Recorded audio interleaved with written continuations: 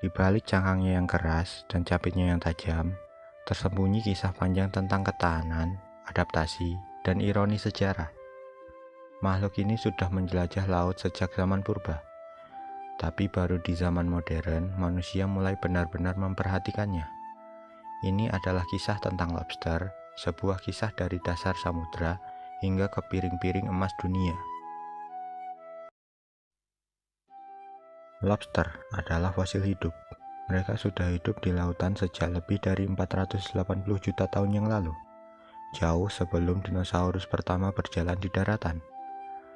Termasuk dalam keluarga Crustacea dan ordo Decapoda, lobster memiliki tubuh bersegmen, 2 capit besar, dan cangkang luar yang keras, yang harus mereka buang untuk tumbuh.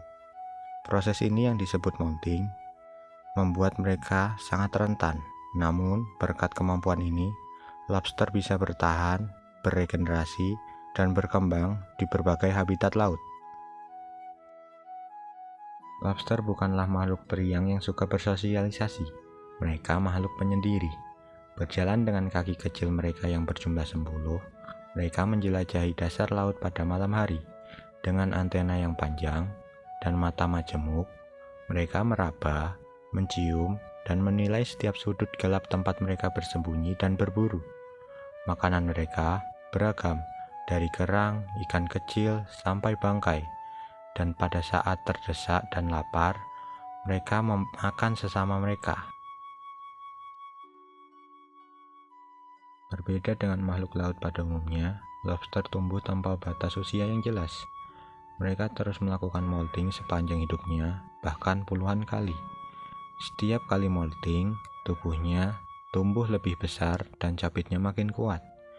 Ilmuwan memperkirakan beberapa lobster bisa hidup lebih dari 100 tahun. Mereka tidak menua seperti manusia. Bahkan banyak spesies yang menunjukkan tanda-tanda biological immortality.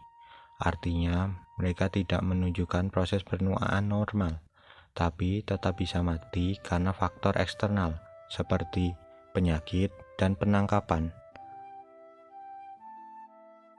Hubungan manusia dan lobster panjang dan penuh ironi. Di abad ke-17, lobster adalah simbol kemiskinan.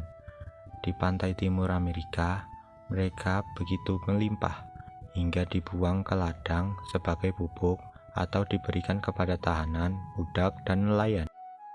Beberapa kota bahkan memiliki undang-undang tahanan tidak boleh diberikan makan lobster lebih dari 3 kali seminggu.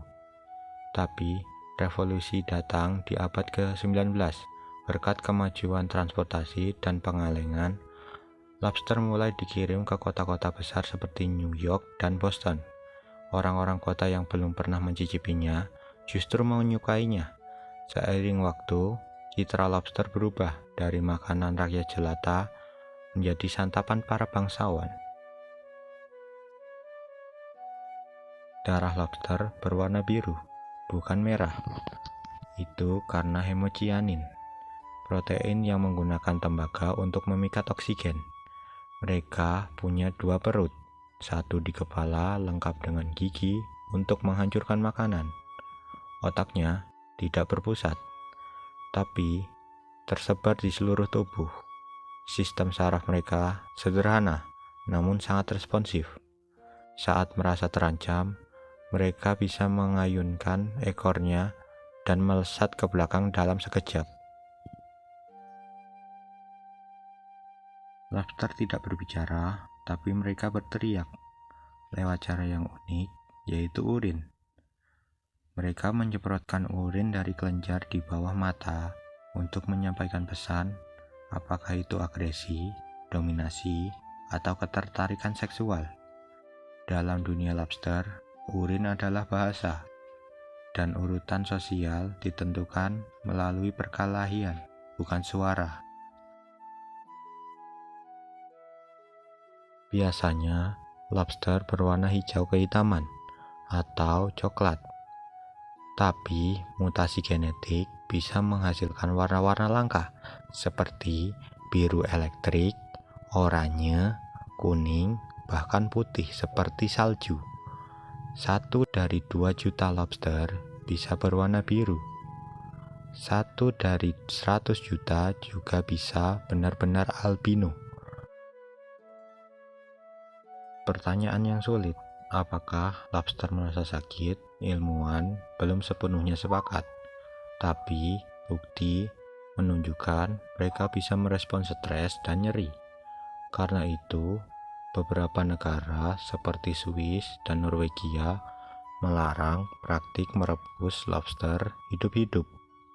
Mereka mewajibkan metode human killing, entah dengan pendinginan ekstrim atau kejutan listrik sebelum dimasak.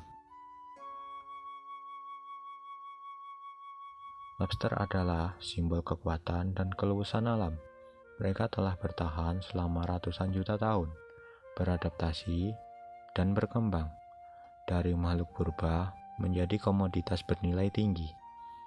Di balik capit dan cangkangnya, lobster menyimpan kisah tentang evolusi, budaya, dan dilema etika manusia.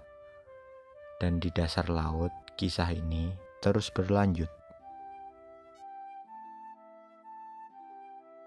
Terima kasih telah menyelam bersama kami dalam kisah lobster. Jangan lupa like, komen, dan subscribe, dan nyalakan notifikasi untuk video-video kami lainnya. Sampai jumpa di kisah berikutnya. Dadah.